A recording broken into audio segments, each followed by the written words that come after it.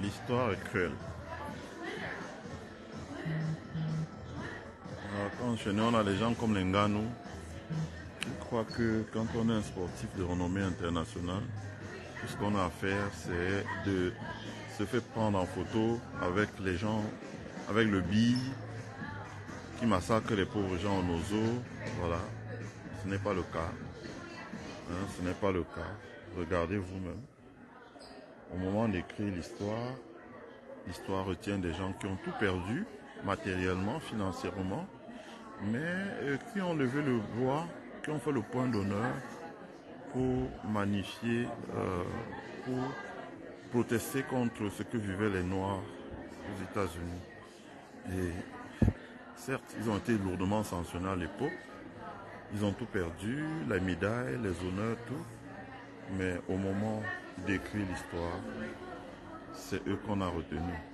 Quand vous arrivez au musée des artistes noirs, ce sont ces gens que vous retrouvez. Ce sont eux qu'on célèbre et qu'on magnifie. Donc vous avez c'était la médaille de Mexico City. Voilà cette image-là. Attention visitors. Running, horseplay, and playing on or throwing items off balconies is strictly prohibited and will result in an escort out of the building. Donc, les deux sportifs noirs là. Et donc, ils se retrouvent au musée. Ils se retrouvent au musée.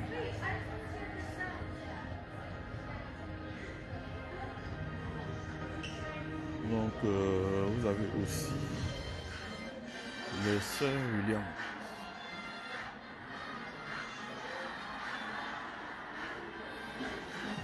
Les sœurs Williams. Voilà, qui sont rentrés aussi dans le musée. Ça veut dire que l'histoire les retiendra. Ce musée sera là ici dans 200 ans et les sœurs Williams ne seront plus là.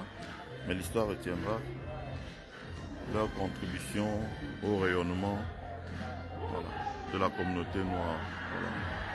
Je ne vous parle même pas de Mohamed Ali là-haut. Donc vous pouvez avoir de Sugar Ray Leonard. Voilà. Je ne vous parle pas de Marvin Hagler, de Michael Jordan ici, de beaucoup d'autres. Hank Aaron, par exemple. Donc, une communauté ne se protège bien que quand elle écrit son histoire. Comment une grande communauté comme la nôtre n'a pas de musée? Regardez-vous ici. Ça, ce sont les t-shirts, ce sont des artistes, des articles qui ont appartenu à ces sportifs ici. Ils se retrouvent dans le musée. C'est ceux qui ont porté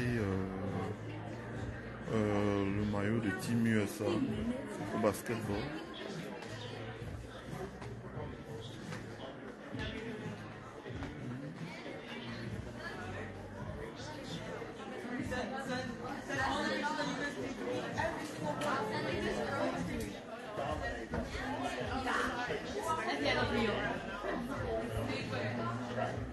Ils sont illustrés dans le patinage artistique.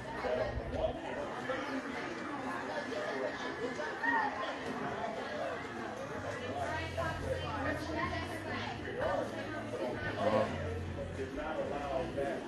Une communauté qui n'a pas de musée comme la nôtre. Donc on est là pour travailler avec, pour voir ce que les autres ont fait et pour commencer à envisager. Voici tous les gens qui ont eu, tous les Noirs qui ont eu une médaille olympique.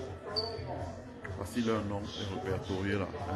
Par exemple ici, voici Carl Lewis qui a eu une médaille olympique. Vous connaissez Carl Lewis. Voici Al Jordan. Vous connaissez Al Jordan. Voici Evander Holyfield. Vous avez son nom sur la carte. Evander Holyfield, par exemple. Vous avez l'équipe de 400 mètres relais. C'était des Noirs. Vous avez Eddie Moses. Edwin Moses. Alors, je ne sais pas si beaucoup connaissent Edwin Moses. Edwin Moses, c'était un grand champion noir. Florence Griffith Joyner. Pour ainsi tout, Florence Griffith Joyner qui avait gagné Séoul hein, la femme la plus rapide du monde. Jackie Joyner qui est l'heptathlonienne ici. Hein. Vous avez Carl Lewis ici. Carl Lewis qui a gagné. Voilà. Les Noirs qui ont eu une médaille olympique. Quincy Watt. Moi je me rappelle très bien de Quincy Watt. Hein, c'était un grand champion du 400 mètres. Michael Bates aussi, je me rappelle bien de lui. C'était un grand champion du 200 mètres. Wayne Torrens. Ici là, au 100 mètres à Atlanta. Wayne Torrens. Voilà. Michael Johnson, ça c'est plus récent, vous connaissez. Il avait fait doubler 400, 200 sur Atlanta. Jackie Joyner qui est ici, qui a gagné l'heptathlon. Elle a gagné la médaille olympique dans l'heptathlon plusieurs fois. Vous avez beaucoup de personnes.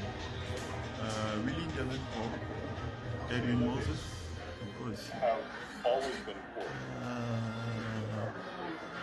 Jesse Owen, ça vous connaissez.